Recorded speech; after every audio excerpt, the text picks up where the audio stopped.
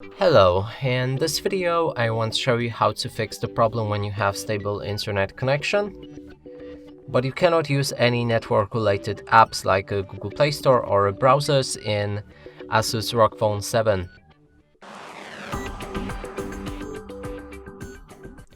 And let's start with a Google Play Store. Here, if we try to install any game or app, it starts into pending mode, but it's stuck like this forever.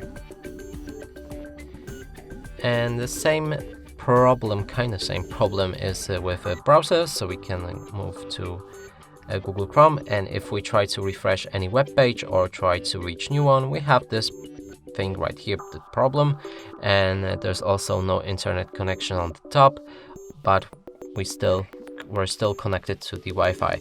And to fix both of these problems, we'll need to open our settings. Then on the bottom find System Preferences, System. And here there's date and time, and we need to set time automatically. Now all of the problems should be gone. We can open a web page again and it works fine. Also the no internet connection error is gone. The same as with Google Play Store. If we click on install, download begins immediately. And that's it for this video. Hope you like it. Please consider subscribing to our channel, leave a like and a comment below.